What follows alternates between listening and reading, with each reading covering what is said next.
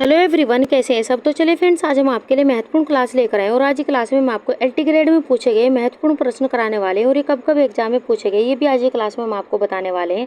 और किस लेवल तक के क्वेश्चन एलटी ग्रेड में पूछे जाते हैं, किस तरह से एग्जामिनर क्वेश्चन पूछता है, आज की क्लास में आपको ये भी पता लगने वाला है। बस आप धैर्य से क्लास को अंत तक देखते चले। आज की क्लास में आपका बेहतर रिविजन हो, इसलिए हम आपके लिए महत्वपूर्ण प्रश्न लेकर आए जिससे आपको काफ़ी फायदा आपके एग्जाम में होने वाला है। तो चलिए कम समय में बेहतर रिविजन के लिए शुरू करेंगे आज की महत्वपूर्ण क्लास। आज की क्लास का हमारा पहला क्वेश्चन है, सूक्ष्म अणु जो शरीर में बहुत जल्दी अवशोषित होता है। ऑप्शन यहाँ पर देंगे पॉलीसेकेराइड, हेमीसेल्यूलोज, सेल्यूलोज या मोनोसेकेराइड। इंपॉर्टेंट क्वेश्चन आप यहाँ पर लगाते चलिए और क्वेश्चन को पहले आप ध्यान से पढ़िए तब अपना आंसर यहाँ पर दीजिए। आपको यहाँ पर क्वेश्चन में पूछा गया है कि सूक्ष्म अणु जो शरीर में बहुत जल्दी अवशोषित होता है वह है। ऑप्शन यहाँ पर देखें तो वह है यहाँ पर मोनोसेकेराइड। चौथा ऑप्शन हमारा यहाँ पर सही होगा। सूक्ष्म अणु जो शरीर में बहुत जल्दी अवशोषित होता है उसे मोनोसेकेराइड कहते हैं। मोनोसेकेराइड कार्बोज का सबसे सरलतम रूप होता है। ये पॉइंट आप ध्यान रखते चलेगा कि मोनोसेकेराइड कार्बोज का सबसे सरलतम रूप होता है। मोनोसेकेराइड दो शब्दों से मिलकर बना होता है, मोनो प्लस सेकेराइड। और ये क्वेश्चन यूपीएलटी 29 जुलाई 2018 को एग्जाम में पूछा गया है, ये भी आप ध्यान रखते चलेगा। आगे बढ़ जाते हैं अपने अगले क्वेश्चन की ओर। क्वेश्चन नंबर 2, शाकाहारी आहार में सामान्यतः कमी होती है। ऑप्शन यहाँ पर देंगे संतृप्त वसीय अम्ल की, रेशे की, विटामिन सी की या असंतृप्त वसीय अम्ल की। आपको यहाँ पर शाकाहारी आहार में सामान्यतः कमी होती है, तो आपको बताने की किसकी कमी होती है। ऑप्शन यहाँ पर देखें तो सामान्यतः कमी संतृप्त वसीय अम्ल की होती है। यहाँ पर हमारा पहला ही ऑप्शन यहाँ पर सही होगा। शाकाहारी आहार में सामान्यतः संतृप्त वसीय अम्ल की कमी होती है। संतृप्त वसा अम्ल के मुख्य स्रोत प्राणीजन्य आहार है क्योंकि इनमें कोई द्विबंध नहीं होता है, अतः इस प्रकार के वसा शरीर के द्वारा संश्लेषित कर लिए जाते हैं। इनमें प्रमुख ब्यूटायरिक अम्ल, केप्रलिक अम्ल और पारेटिक अम्ल आदि है, ये भी आप ध्यान रखते चले। और ये भी क्वेश्चन यूपीएलटी 29 जुलाई 2018 को एग्जाम में पूछा गया है। आगे बढ़ जाते हैं अपने अगले क्वेश्चन की और क्वेश्चन नंबर 3, शिशु के लिए सर्वाधिक महत्वपूर्ण आवश्यक वसीय अम्ल है। ऑप्शन आपको यहाँ पर लिनोलेनिक अम्ल, लिनोलेइक अम्ल, आर्किडोनिक अम्ल या उपरोक्त में से कोई नहीं। इंपॉर्टेंट क्वेश्चन आप यहाँ पर लगाते चलिए। आपको यहाँ पर बताना है कि शिशु के लिए सर्वाधिक महत्वपूर्ण आवश्यक वसीय अम्ल है। ऑप्शन यहाँ पर देखिए तो तीसरा ऑप्शन हमारे यहाँ पर सही होगा, आर्किडोनिक अम्ल। यहाँ पर हमारा तीसरा ऑप्शन यहाँ पर सही है। आर्किडोनिक अम्ल शिशु के लिए सर्वाधिक महत्वपूर्ण वसीय अम्ल है, ये भी आप ध्यान रखते चलिएगा। आगे बढ़ जाते हैं अपने अगले क्वेश्चन की और ये क्वेश्चन भी 2018 में ही पूछा गया है। क्वेश्चन नंबर 4, मनुष्य शरीर में इनके मानव शरीर में कैल्शियम एवं फास्फोरस के उचित अवशोषण हेतु निम्न में से कौन सा विटामिन आवश्यक है। ऑप्शन आपको यहाँ पर देगा विटामिन ए, विटामिन के, विटामिन डी या विटामिन सी। आपको यहाँ पर क्वेश्चन को ध्यान से पढ़ना है और तब अपना आंसर यहाँ पर देना है। आपको यहाँ पर बताना है कि मानव शरीर में कैल्शियम एवं फास्फोरस के उचित अवशोषण हेतु निम्न में से कौन सा विटामिन आवश्यक है। तो विटामिन डी आवश्यक है। यहाँ पर हमारा तीसरा ऑप्शन यहाँ पर सही होगा। तो तीसरा ऑप्शन के साथ में हम यहाँ पर जाने वाले हैं। अगर हम यहाँ पर विटामिन डी की बात करें तो मानव शरीर में कैल्शियम एवं फास्फोरस के उचित अवशोषण हेतु विटामिन डी आवश्यक है। यह कैल्शियम व फास्फोरस की मात्रा को भी नियंत्रित करता है। यह रक्त में कैल्शियम व फास्फोरस निर्माण में भी कार्य करता है। यह सामान्य शारीरिक वृद्धि में भी सहायक होता है और यह दांतों के स्वास्थ्य, विकास एवं वृद्धि के लिए भी आवश्यक होता है। दांतों के इनेमल बाह्य भाग के जमाव में भी मदद करता है और यह पैराथायराइड ग्लैंड पर भी नियंत्रण करता है, ये भी आप ध्यान रखते चलेगा। ऑप्शन में पूछा यहाँ पर गया है विटामिन ए के बारे में। अगर हम विटामिन ए की बात करें तो रतौंधी नामक रोग हो जाता है विटामिन ए की कमी के कारण और इसका रासायनिक नाम रेटिनॉल है। वहीं के की अगर हम बात करें तो रक्त का थक्का नहीं जमता है इस विटामिन की कमी के कारण। विटामिन सी की बात करें तो स्कर्वी नामक रोग हो जाता है और ये खट्टे पदार्थों में पाया जाता है। विटामिन सी का रासायनिक नाम एस्कॉर्बिक अम्ल है, ये भी आप ध्यान रखते चलेगा क्योंकि आसपास से क्वेश्चन भी एग्जाम में पूछे गए हैं। इस क्वेश्चन का आंसर है यहाँ पर ऑप्शन नंबर यहाँ पर 3 और ये क्वेश्चन उत्तराखंड एलटी 2020 में पूछा गया था। आगे बढ़ जाते हैं अपने अगले क्वेश्चन की ओर। क्वेश्चन नंबर 5, विटामिन जो यहाँ पर लोहे के अवशोषण में सहायता करता है। ऑप्शन आपको यहाँ पर दिया गया है vitamin B6, vitamin C, vitamin A या विटामिन B12। आपको यहाँ पर बताना है कि कौन सा विटामिन यहाँ पर लोहे के अवशोषण में सहायता करता है। जल्दी से आप अपना आंसर यहाँ पर दीजिए, कौन सा ऑप्शन यहाँ पर सही होगा। ऑप्शन यहाँ पर देखें तो ऑप्शन बी हमारा यहाँ पर सही होगा, विटामिन सी लोहे के अवशोषण में सहायता करता है। तो ऑप्शन दूसरा हमारे यहाँ पर सही है। लोहे का अवशोषण छोटी आंत के पकवासे एवं जेजुनम वाले भाग में होता है जो भोज्य पदार्थों में उपस्थित लोहा पाचन के बाद फेरस रूप में बदल जाता है। लोहे का अवशोषण आंत में यहाँ पर फेरस रूप में ही होता है। लोहे का अवशोषण अम्लीय माध्यम एवं विटामिन सी की उपस्थिति में सुगमता एवं शीघ्रता से यहाँ पर हो जाता है। प्राणी स्रोतों से प्राप्त लोहे का अवशोषण सुगमता से हो जाता है। एक सामान्य व्यक्ति में भोज्य पदार्थों से प्राप्त लोहे का अवशोषण 3 से 8% होता है। ये भी आप नोट करते ही चलेगा। और ये भी क्वेश्चन यूपीएलटी 29 जुलाई 2018 को एग्जाम में पूछा गया है। आगे बढ़ जाते हैं अपने अगले क्वेश्चन की ओर। और फ्रेंड्स, ऐसे ही आप हमारी क्लास में बने रहिए, आगे और भी महत्वपूर्ण प्रश्न यहाँ पर क्लास में रहने वाले जो आपके एग्जाम की दृष्टि से मोस्ट इंपोर्टेंट रहेंगे। और आज की क्लास में आपको कॉन्सेप्ट भी क्लियर होने वाले हैं आपके, और बहुत कुछ सीखने को भी मिलने वाला है। तो चलिए देख लेते हैं अपना छठा क्वेश्चन। विटामिन डी का यहाँ पर कौन सा प्रकार प्रकृति में नहीं पाया जाता है? ऑप्शन यहाँ पर देंगे D3, D2, D या D4। आपको यहाँ पर बताना है कि विटामिन डी का कौन सा प्रकार प्रकृति में नहीं पाया जाता है। जल्दी से अब अपना आंसर यहाँ पर दीजिए। ऑप्शन यहाँ पर देखें तो चौथा ऑप्शन हमारा यहाँ पर सही होगा D4, ये प्रकृति में नहीं पाया जाता है। यहाँ पर हमारा चौथा ऑप्शन यहाँ पर सही होगा। अगर हम विटामिन डी की बात करें तो विटामिन डी वसा में घुलनशील विटामिन है। इसे अस्थि विकृति नाशक विटामिन भी कहते हैं। विटामिन डी मुख्यतः 2 प्रकार के होते हैं, विटामिन D2 और विटामिन D3। विटामिन D2 की बात करें तो यह पेड़ पौधों में पाया जाता है। इसे अर्गो कैल्सीफेरोल भी कहते हैं। और विटामिन D3 इसे 7 डिहाइड्रोकोलेस्ट्रॉल भी कहते हैं। यह यहाँ पर मछलियों के तेल में पाया जाता है। और ये भी क्वेश्चन 2018 में पूछा गया है। आगे बढ़ जाते हैं अपने अगले क्वेश्चन की ओर। पेलाग्रा नामक रोग निम्न में से किसकी कमी से होता है? ऑप्शन आपको यहाँ पर देंगे फोलिक एसिड, राइबोफ्लेविन, नियासिन या कैल्शियम। इंपॉर्टेंट क्वेश्चन आप यहाँ पर लगाते चलिएगा। आपको यहाँ पर पेलाग्रा नामक रोग निम्न में से किसकी कमी के कारण होता है, ये आपको यहाँ पर बताना है। जल्दी से आप अपना आंसर यहाँ पर दीजिए। ऑप्शन यहाँ पर देखें तो ऑप्शन तीसरा हमारे यहाँ पर सही होगा। नियासिन की कमी के कारण पेलाग्रा नामक रोग हो जाता है। ऑप्शन तीसरा हमारे यहाँ पर सही होगा। अगर हम यहाँ पर नियासिन की बात करें तो नियासिन को पेलाग्रा विरोधक विटामिन भी कहते हैं। विटामिन के लगातार कमी से पेलाग्रा नामक रोग हो जाता है। पेलाग्रा को D3S रोग भी कहते हैं क्योंकि इसमें 3 लक्षण पाए जाते हैं, जिसमें अतिसार, त्वचा का रोग यानी कि चर्म रोग या पागलपन, ये भी आप ध्यान रखते हैं चलेगा। तो इसकी कमी के कारण ये भी यहाँ पर हो जाते हैं। ये कई बार क्वेश्चन एग्जाम में पूछा गया है। ये यहाँ पर TGT 2019, यूपीएलटी 29 जुलाई 2018 और GIC प्रवक्ता एग्जाम 2015, TGT उत्तराखंड 2014 और PGT 2013 में क्वेश्चन पूछा गया है। इसलिए महत्वपूर्ण लगाते हुए चलेगा क्योंकि लगातार कई एग्जाम में क्वेश्चन ये पूछा गया है। आगे बढ़ जाते हैं अपने अगले क्वेश्चन की और। Question number 8। FMN एवं FAD ऐसे को एंजाइम है जो प्राप्त होते हैं। आपको यहाँ पर बताना है कौन सा ऑप्शन यहाँ पर सही होगा। आपको यहाँ पर पूछा गया है कि FMN एवं FAD ऐसे को एंजाइम है जो प्राप्त होते हैं। ऑप्शन यहाँ पर दिए गए राइबोफ्लेविन से, थाइमिन से, निकोटीन से या पायरिडोक्सिन से। जल्दी से आप अपना आंसर यहाँ पर दीजिए, कौन सा ऑप्शन यहाँ पर सही होगा। ऑप्शन यहाँ पर देखें तो यहाँ पर हमारा पहले ही ऑप्शन यहाँ पर सही होगा राइबोफ्लेविन से। तो यहाँ पर हम पहले ऑप्शन के साथ में जाने वाले हैं। अगर हम यहाँ पर बात करें तो FMN एवं FAD ऐसे को एंजाइम है जो राइबोफ्लेविन से प्राप्त होते हैं, जो हमारे क्वेश्चन का आंसर है। राइबोफ्लेविन विटामिन समूह का एक विटामिन है। यह जल में घुलनशील होता है। ये भी आप ध्यान रखते ही चलेगा। और ये भी यूपीएलटी 2018 में क्वेश्चन पूछा गया है। आगे बढ़ जाते हैं अपने अगले क्वेश्चन की ओर। Question number 9। बौद्धिक विकारता किसकी कमी का लक्षण है? ऑप्शन यहाँ पर दिए गए लोहा, फास्फोरस, कैल्शियम या आयोडीन। आपसे यहाँ पर पूछा गया कि बौद्धिक विकारता किसकी कमी का लक्षण है। ऑप्शन यहाँ पर देखें तो यहाँ पर हमारा चौथा ऑप्शन यहाँ पर सही होगा, आयोडीन की कमी का लक्षण है। यहाँ पर हमारा चौथा ऑप्शन यहाँ पर सही होगा। अगर हम यहाँ पर बौद्धिक विकारता की बात करें तो बौद्धिक विकारता आयोडीन की कमी का लक्षण है। हमारे स्वस्थ जीवन के लिए आयोडीन अत्यंत ही आवश्यक खनिज लवण है। यह थायराइड ग्रंथि से निकलने वाला हार्मोन थायरॉक्सी का मुख्य घटक या अवयव है। थायरोक्सिन हार्मोन आयोडीन युक्त प्रोटीन होता है। इसकी कमी से शारीरिक एवं मानसिक वृद्धि बाधित होती है। वयस्कों में गलगंड या घेंगा, जिसे ग्वाइटर रोग भी कहते हैं, हो जाता है। बच्चों में इस खनिज लवण के अभाव से क्रेटिनिज्म रोग हो जाता है। ये महत्वपूर्ण प्रश्न पूछा गया है कि यहाँ पर इसके अभाव से बच्चों में यहाँ पर कौन सा रोग हो जाता है। तो यहाँ पर क्रेटिनिज्म नामक रोग हो जाता है बच्चों में। ये भी आप ध्यान रखते हुए चलेगा। और इसकी कमी के कारण यहाँ पर गलगंड, घेंगा रोग या ग्वाइटर नामक, जिसे हम ग्वाइटर भी कहते हैं, ये रोग भी यहाँ पर हो जाता है। तो आयोडीन की कमी के कारण ये सारे रोग हो जाते हैं। ये भी आप ध्यान रखते हुए चलेगा। और ये भी क्वेश्चन यूपीएलटी 29 जुलाई 2018 को एग्जाम में पूछा गया है। तो ऑप्शन यहाँ पर चौथा हमारे यहाँ पर सही है। आगे बढ़ जाते हैं अपने अगले क्वेश्चन की और। Question number 10। शरीर में खनिज लवण प्रमुख कार्य यानी कि खनिज लवण के प्रमुख कार्य है। ऑप्शन आपको यहाँ पर देंगे ऊर्जा तथा सुरक्षा देना, शरीर निर्माण तथा ऊर्जा प्रदान करना, सुरक्षा तथा नियमन या उपयुक्त में से कोई नहीं। जल्दी से आप अपना आंसर यहाँ पर दीजिए, कौन सा ऑप्शन यहाँ पर सही होगा। आपको यहाँ पर बताना है कि शरीर में खनिज लवण के प्रमुख कार्य है।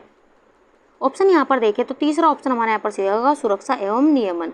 ये यहाँ पर शरीर में खनिज लवण के प्रमुख कार्य है। तो तीसरा ऑप्शन हमारे यहाँ पर सही होगा। शरीर में खनिज लवण का प्रमुख कार्य शरीर की सुरक्षा एवं नियमन करना है। यहाँ पर हमारे कुल शरीर का भार 96% भाग पानी, कार्बोज, वसा एवं प्रोटीन के मिलने से प्राप्त बनता है। शेष 4% भाग खनिज लवणों का होता है। खनिज लवणों के कार्य यहाँ पर दिए गए हैं, जिसमें अस्थियों का निर्माण, दांतों का निर्माण, हार्मोन्स के निर्माण में सहायक, नियामक कार्य में सहायक आदि। ये सभी खनिज लवणों के कार्य है। ये भी आप ध्यान रखते हैं चलेगा। और इम्पोर्टेंट क्वेश्चन ये लगाते हैं चलिए। और ये भी क्वेश्चन 2018 में पूछा गया है। आगे बढ़ जाते हैं अपने अगले क्वेश्चन की। तो क्वेश्चन नंबर 11 है हमारा, ताजे फल तथा सब्जियां आहार में सम्मिलित किए जाते हैं। ऑप्शन यहाँ पर दिए गए, ऊर्जा देने वाले आहार के रूप में, शरीर निर्माणक आहार के रूप में, सुरक्षात्मक आहार के रूप में, या इनमें से कोई नहीं। जल्दी से आप अपना आंसर यहाँ पर दीजिए, कौन सा ऑप्शन यहाँ पर सही होगा। आपको यहाँ पर बताना है कि ताजे फल तथा सब्जियां आहार में सम्मिलित किए जाते हैं, तो क्यों किए जाते हैं ये आपको बताना है। कौन सा ऑप्शन यहाँ पर सही होगा। ऑप्शन यहाँ पर देखें तो तीसरा ऑप्शन हमारे यहाँ पर सही होगा, सुरक्षात्मक एवं आहार के रूप में यहाँ पर प्रयोग में लाए जाते हैं। तो यहाँ पर हमारा तीसरा ऑप्शन यहाँ पर सही होगा। भोजन में ताजे फल एवं सब्जियां सुरक्षात्मक आहार के रूप में प्रयोग किया जाते हैं, क्योंकि फल तथा ताजे सब्जियों में कई ऐसे गुण होते हैं जो शरीर को बिना नुकसान पहुंचाए स्वस्थ बनाए रखने तथा कई प्रकार के रोगों से निजात दिलाने में मदद करते हैं। एक अध्ययन के अनुसार फलों एवं हरी सब्जियों के सेवन से हृदय, मोटापा, कैंसर, रक्तचाप एवं आंखों आदि संबंधी रोगों से बचा जा सकता है। फलों तथा हरी सब्जियों में एंटीऑक्सीडेंट की मात्रा अधिक होती है, जिससे शरीर की प्रतिरोधक क्षमता भी बढ़ती है। और ये question Uttarakhand LT 2020, Haryana PGT 2020, Uttarakhand assistant professor 2015 और TGT 2013 में क्वेश्चन ये पूछा गया है। इसलिए महत्वपूर्ण प्रश्न आप ये से भी लगाते चलेगा। और जो क्वेश्चन बार बार एग्जाम में पूछे जाते हैं उनकी ज़्यादातर संभावना रहती है आगे भी पूछे जाने की। तो आगे बढ़ जाते हैं अपने क्वेश्चन नंबर 12 की ओर। कौन सा यहाँ पर सॉफ्ट आहार नहीं है। ऑप्शन आपको यहाँ पर देखे, सूप, पुडिंग, खीर या खिचड़ी। इंपॉर्टेंट ये भी क्वेश्चन आप लगाते चलिए। आपको यहाँ पर बताने कि कौन सा सॉफ्ट आहार नहीं है, यहाँ पर नहीं पूछा गया है। ऑप्शन यहाँ पर देखें तो पहले ऑप्शन हमारे यहाँ पर सही होगा, सूप यहाँ पर सॉफ्ट आहार नहीं है। यहाँ पर हमारा पहला ऑप्शन यहाँ पर सही होगा। सॉफ्ट आहार यानी कि नर्म आहार आसानी से पचने योग्य खाद्य पदार्थ होते हैं, जो यहाँ पर इस प्रकार है, जिसमें यहाँ पर खीर, पुडिंग और खिचड़ी। सूप सॉफ्ट आहार के अंतर्गत नहीं आता है। और ये क्वेश्चन UP PGT 2021 और उत्तराखंड LT ग्रेड में 2020 में ये पूछा गया है। ये भी आप ध्यान रखते हैं चलिएगा। आगे बढ़ जाते हैं अपने अगले क्वेश्चन की और। क्वेश्चन नंबर 13, साधारण बुना हुआ वस्त्र जिसकी चौड़ाई 120 सेंटीमीटर होती है कहलाता है। ऑप्शन यहाँ पर है, पुनर्बलित वस्त्र, कैलिको, कैम्ब्रिक या मिश्रित वस्त्र। आपको यहाँ पर बताना है कि साधारण बुना हुआ वस्त्र जिसकी चौड़ाई 120 सेंटीमीटर है कहलाता है। जल्दी से आप अपना आंसर यहाँ पर दीजिए, कौन सा ऑप्शन यहाँ पर सही होगा। ऑप्शन यहाँ पर देखें तो दूसरा ऑप्शन हमारा यहाँ पर सही होगा, वह है यहाँ पर कैलिको। यहाँ पर हमारा दूसरा ऑप्शन यहाँ पर सही होगा। साधारण बुना हुआ वस्त्र जिसकी चौड़ाई 120 सेंटीमीटर होती है वह कैलिको कहलाता है, जो हमारे क्वेश्चन का आंसर है। मूलतः भारत के कालीकट नाम पर वहां से इंग्लैंड जाने वाले सूती वस्त्र को कैलिको कहते हैं। ये क्वेश्चन कई बार यहाँ से पूछा गया है। इसे पारंपरिक बुनकरों द्वारा बनाया गया था, जिन्हें कलिया कहा जाता है। कच्चे कपड़े को चमकीले रंगों से रंगा और मुद्रित किया गया था और कैलिको प्रिंट यूरोप में लोकप्रिय हो गए। कैलिको क्रीप या बिना ब्लीच किए कपास में साधारण, सस्ते, समान बाने और सादा बुनाई का कपड़ा है। ये भी आप ध्यान रखते चलेगा। और ये भी क्वेश्चन उत्तराखंड LT 2020 में पूछा गया है। तो यहाँ पर हमारा दूसरा ऑप्शन यहाँ पर सही होगा। आगे बढ़ जाते हैं अपने अगले क्वेश्चन की और। क्वेश्चन नंबर 14, ग्रेनाइट बुनाई भी कहा जाता है। ऑप्शन आपको यहाँ पर दिए गए, लिनो बुनाई को, पाइल बुनाई को, हनी कॉम्ब बुनाई को या क्रेप बुनाई को। आपको यहाँ पर बताना है कि ग्रेनाइट बुनाई भी कहा जाता है। तो किस बुनाई को ग्रेनाइट बुनाई भी कहा जाता है। ऑप्शन यहाँ पर देखें तो यहाँ पर हमारा D ऑप्शन यहाँ पर यानी कि चौथा ऑप्शन हमारे यहाँ पर सही होगा। क्रेप बुनाई को यहाँ पर ग्रेनाइट बुनाई भी कहा जाता है। तो चौथा ऑप्शन हमारे यहाँ पर सही होगा। ग्रेनाइट बुनाई क्रेप बुनाई को भी कहा जाता है, जो हमारे क्वेश्चन का आंसर है। इस प्रकार की बुनाई के लिए ताने के एक धागे तथा बाने के 2 धागे का प्रयोग किया जाता है, जिसमें एक बाना रोएदार होता है। पहले एक ताने और एक बाने से सादी बुनाई का कपड़ा तैयार किया जाता है। इसके बाद दूसरे रोएदार बाने को एक ताने के नीचे से तथा 4 ताने के ऊपर से गुजारा जाता है। बुनाई पूरी हो जाने पर रोएदार बाने के धागे को काट दिया जाता है, जिससे कपड़े की सतह पर उभार दिखाई देता है। और ये भी उत्तराखंड LT 2020 में क्वेश्चन यहाँ से पूछा गया है। तो काफ़ी महत्वपूर्ण क्वेश्चन आज हम लेकर आए हैं आज की क्लास में। क्वेश्चन नंबर 15, कैलेंडरिंग को शामिल किया जाता है। ऑप्शन यहाँ पर दिए गए हैं, विशिष्ट परिसज्जा में, सामान्य परिसज्जा में, आधार्य परिसज्जा में या उपरोक्त में से कोई नहीं। आपको यहाँ पर बताना है कि कैलेंडरिंग को शामिल किया जाता है, तो किस में शामिल किया जाता है। ऑप्शन यहाँ पर देखिए तो तीसरा ऑप्शन हमारे यहाँ पर से आधारीय परिचर्या में शामिल किया जाता है। यहाँ पर हमारा तीसरा ऑप्शन यहाँ पर सही होगा। अगर हम यहाँ पर बात करें कैलेंडरिंग की, तो कैलेंडरिंग को आधारीय परिचर्या में शामिल किया जाता है। कैलेंडरिंग कपड़ा परिष्करण प्रक्रिया सुचारू करने के लिए इस्तेमाल किया जाता है। कोट या एक समान पतले वस्त्रों के साथ कपड़े को उच्च तापमान और दबाव पर कैलेंडर रोलर्स के बीच पारित किया जाता है। फिर कपड़े को रोलर्स के माध्यम से चलाया जाता है, जो सतह को पॉलिश करते हैं और कपड़े को चिकना करते हैं। और ये भी उत्तराखंड LT 2020 में क्वेश्चन पूछा गया है। आगे बढ़ जाते हैं अपने अगले क्वेश्चन की और। क्वेश्चन नंबर 16, प्रेरणा के स्रोत या चरण में प्रथम चरण कौन सा है। ऑप्शन यहाँ पर दिया गया प्रणोदन, आवश्यकता, चालक या प्रेरक। महत्वपूर्ण प्रश्न आप यहाँ पर लगाते हुए चलिए। आपको यहाँ पर बताना है कि प्रेरणा के स्रोत या चरण में प्रथम चरण कौन सा है। जल्दी से आप अपना आंसर यहाँ पर दीजिए। ऑप्शन यहाँ पर देखें तो प्रथम चरण है यहाँ पर आवश्यकता। यहाँ पर दूसरा ऑप्शन हमारा यहाँ पर सही होगा। प्रेरणा के स्रोत या चरण की अगर हम बात करें तो पहला यहाँ पर आवश्यकता, दूसरा यहाँ पर चालक, तीसरा यहाँ पर उद्दीपन यानी कि प्रणोदन और चौथा है यहाँ पर प्रेरक। ये भी आप ध्यान रखते चलेगा और ये भी उत्तराखंड LT 2020 में क्वेश्चन पूछा गया है। आगे बढ़ जाते हैं अपने अगले क्वेश्चन की और। क्वेश्चन नंबर 17, उपभोक्ता संरक्षण अधिनियम पारित हुआ। ऑप्शन यहाँ पर दिया 1986 ईस्वी में, 1975 ईस्वी में, 1966 ईस्वी। ऑप्शन यहाँ पर देखें तो पहले ऑप्शन हमारे यहाँ पर सही होगा, ये पारित हुआ था 1986 ईस्वी में। यहाँ पर हमारा पहले ऑप्शन यहाँ पर सही होगा। अगर हम यहाँ पर उपभोक्ता संरक्षण अधिनियम की बात करें तो 1986 में ये पारित हुआ। इसका उद्देश्य उपभोक्ताओं के अधिकारों का अधिकतम संरक्षण करना है। उपभोक्ता के साथ धोखाधड़ी, कालाबाजारी, मिलावट, अधिक मूल्य पर सामान को देना, कम नापतोल, वारंटी कार्ड देने के बाद भी यहाँ पर सर्विस नहीं देना तथा यहाँ पर हर जगह पर ठगा जाना आदि समस्याओं के समाधान के लिए उपभोक्ता संरक्षण अधिनियम 1986 बनाया गया था। ये भी आप ध्यान रखते चलेगा और ये भी उत्तराखंड LT 2020 और PGT 2006 में क्वेश्चन पूछा गया है। तो महत्वपूर्ण प्रश्न लगाते हैं चलिए। आगे बढ़ जाते हैं अपने अगले क्वेश्चन की और। Question number 18, social learning theory of personality संबंधित है। ऑप्शन यहाँ पर दिए गए एरिक्सन से, अल्बर्ट बंडूरा से, पियाजे से या स्किनर से। आपको यहाँ पर बताना है कि social learning theory of personality संबंधित है, तो किससे संबंधित है ये आपको बताना है। ऑप्शन यहाँ पर देखें तो ये थ्योरी अल्बर्ट बंडूरा से संबंधित है। ऑप्शन दूसरा हमारा यहाँ पर सही होगा। Social learning theory of personality का सिद्धांत अल्बर्ट बंडूरा ने दिया। सामाजिक अधिगम सिद्धांतवादी व्यक्ति के व्यक्तित्व के विकास में सामाजिक अधिगम को महत्वपूर्ण मानते हैं। सामाजिक अधिगम का आशय है कि बालक अपने परिवेश के साथ होने वाली अंत्यक्रिया के द्वारा विभिन्न प्रकार के व्यवहार का अर्जन करता है। इसके यानी कि इससे उनके व्यक्तित्व का विकास तथा समय समय पर परिमार्जन भी होता है। तो ये यहाँ पर ऑप्शन हमारा दूसरा यहाँ पर सही होगा और ये UPLT 29 जुलाई 2018 को क्वेश्चन यहाँ से एग्जाम में पूछा गया है। आगे बढ़ जाते हैं अपने अगले क्वेश्चन की और। क्वेश्चन नंबर 19, किस प्रकार की मिट्टी घर में अधिक सीलन उत्पन्न करती है।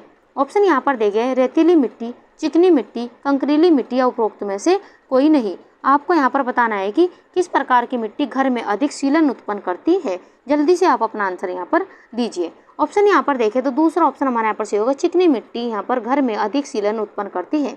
ऑप्शन दूसरा हमारे यहाँ पर सही होगा, चिकनी मिट्टी घर में अधिक सीलन उत्पन्न करती है। भवन निर्माण हेतु चिकनी मिट्टी उपयुक्त नहीं मानी जाती। इस मिट्टी में पानी को लंबे समय तक सोख के रखने का गुण होता है। इस प्रकार की मिट्टी में जो पानी सोखा जाता है वह जल्दी सूखता नहीं, साथ ही साथ हमेशा सीलन होने के कारण घर की नींव और दीवारें कमजोर हो जाती है। और ये क्वेश्चन भी LT ग्रेड में एग्जाम में पूछा गया है। आगे बढ़ जाते हैं अपने अगले क्वेश्चन की और। क्वेश्चन नंबर 20, भवन निर्माण नक्शा जो 1:1000 माप का तैयार किया जाता है कहलाता है। ऑप्शन यहाँ पर देगा भूदृश्य योजना, धरातल योजना, सर्विस योजना या भूखंड योजना। ये क्वेश्चन आप इम्पोर्टेंट लगाते हुए चलिएगा। आपको यहाँ पर बताना है कि यहाँ पर भवन निर्माण नक्शा जो 1:1000 माप का तैयार किया जाता है तो क्या कहलाता है। ऑप्शन यहाँ पर देखें तो दूसरा ऑप्शन हमारे यहाँ पर सही होगा, धरातल योजना कहलाता है। ऑप्शन दूसरा हमारे यहाँ पर सही होगा।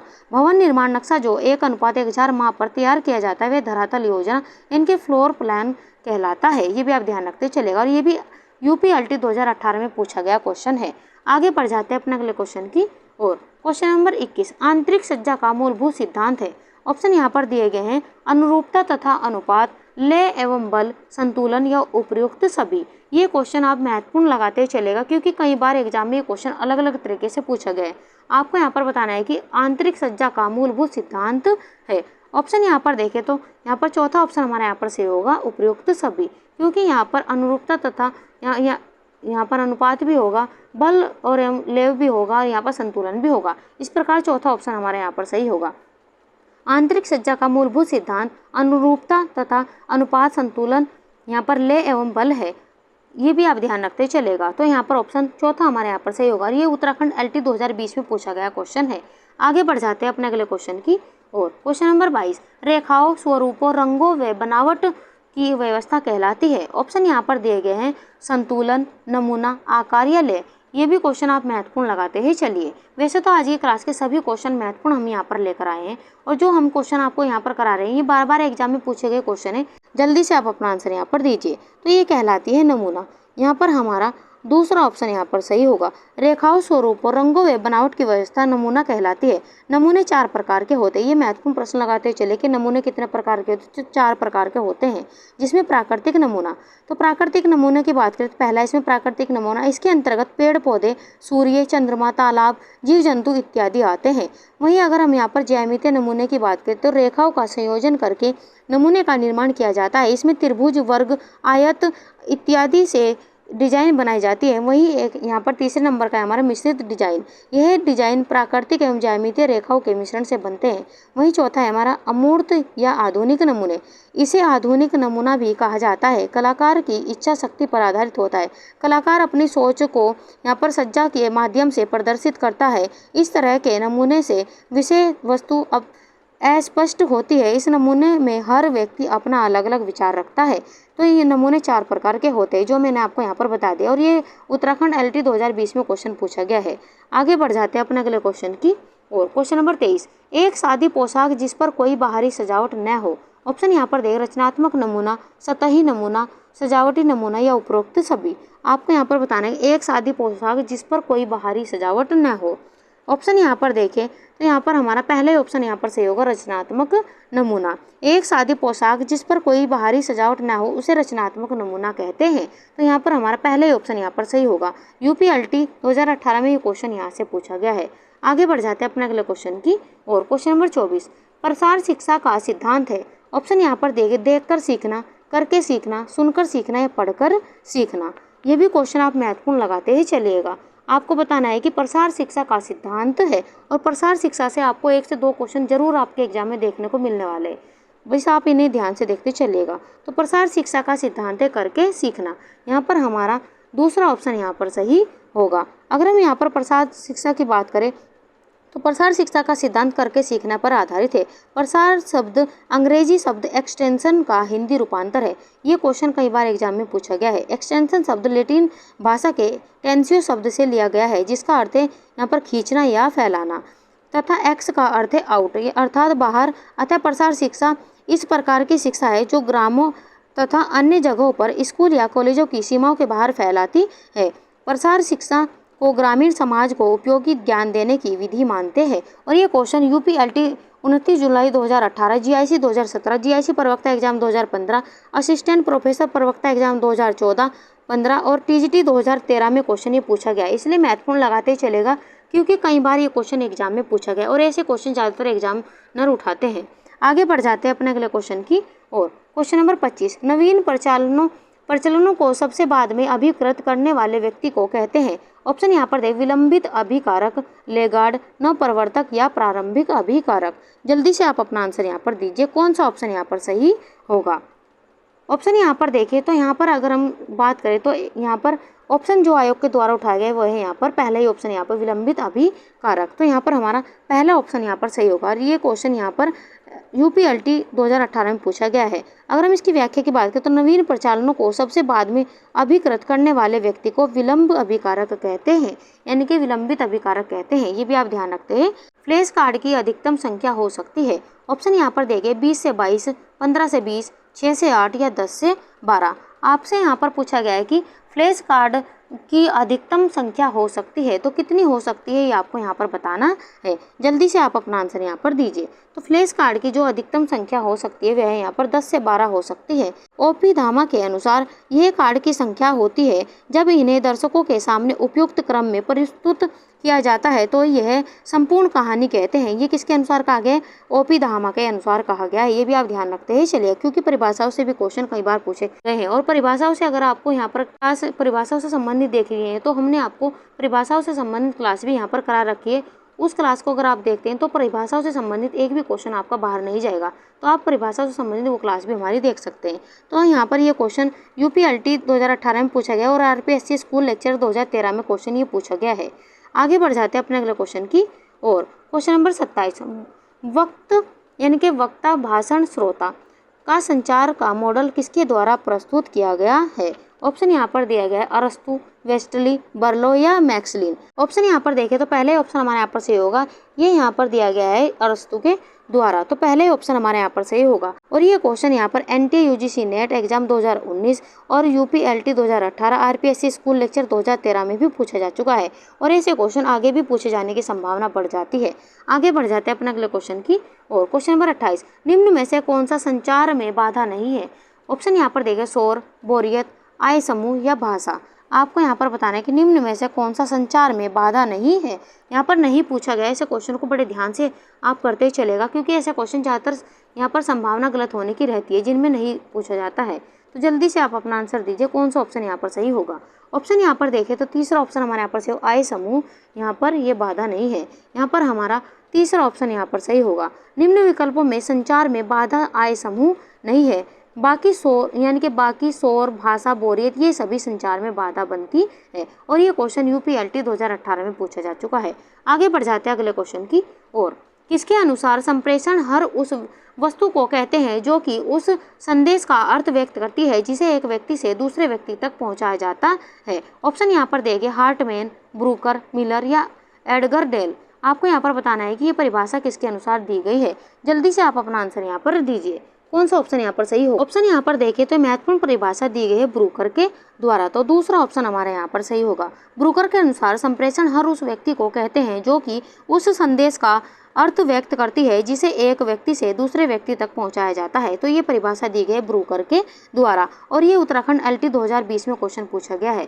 आगे बढ़ जाते हैं अपनी क्लास के अंतिम क्वेश्चन की ओर। फ्रेंड्स, ये हमारी क्लास का आज का अंतिम क्वेश्चन है। सामुदायिक विकास कार्यक्रम कब प्रारंभ हुआ था? ऑप्शन यहाँ पर दिए गए हैं 2 अक्टूबर 1952, 10 अक्टूबर 1958, 5 सितंबर 1954 या 2 नवंबर 1956। जल्दी से आप अपना आंसर यहाँ पर दीजिए, कौन सा ऑप्शन यहाँ पर सही होगा। आपसे पूछा गया कि सामुदायिक विकास कार्यक्रम कब प्रारंभ हुआ था। ऑप्शन यहाँ पर देखें तो ये यहाँ पर पहले ऑप्शन हमारे यहाँ पर सही होगा। 2 अक्टूबर 1952 को ये प्रारंभ हुआ था। यहाँ पर हमारा पहले ऑप्शन यहाँ पर सही होगा। अगर हम यहाँ पर बात करें सामुदायिक विकास कार्यक्रम की, तो सामुदायिक विकास कार्यक्रम का आरंभ गांधी जी के जन्म दिवस 2 अक्टूबर 1952 में फिस्कल आयोग तथा यहाँ पर ग्रोम और फूड इक्वरी कमेटी के संस्तुति के आधार पर हुई यानी कि हुआ था। इसका उद्देश्य ग्रामीण लोगों को बहुमुखी विकास उन्हीं के प्रयत्नों तथा सहकारी सहायता द्वारा करना था। भारत में सामुदायिक विकास योजना का कार्यक्रम बहुत पहले से चलता आ रहा है, ये भी आप ध्यान रखते ही चलेगा। तो ऑप्शन ए हमारा यहाँ पर सही होगा, 2 अक्टूबर 1952। और ये क्वेश्चन यूपीएलटी 2018 में पूछा गया है। तो चलिए फ्रेंड्स, ये थी आज की हमारी क्लास। आज की क्लास आपको हमारी कैसे लगी उसके बारे में आप हमें कमेंट बॉक्स में ज़रूर बताइएगा। अगर आज की क्लास से आपको ज़रा भी फ़ायदा हो तो ज़्यादा से ज़्यादा शेयर भी कीजिएगा इस क्लास को। और ये क्लास से आपको यहाँ पर कितना आपका स्कोर रहा, आज की क्लास में कितने क्वेश्चन आपको आते थे, कितने नए सीखने को मिले, ये भी आपको हमें कमेंट बॉक्स में बताना है। अगर आपको ज़रा भी फ़ायदा हो तो यहाँ पर आप हमें कमेंट बॉक्स में ज़रूर बताइएगा। तो चले मिलते हैं ऐसे ही क्वेश्चनों के साथ में नेक्स्ट क्लास में। तब तक के लिए आप खुश रहिए, अपने माता पिता का सम्मान कीजिए। क्लास देखने के लिए धन्यवाद।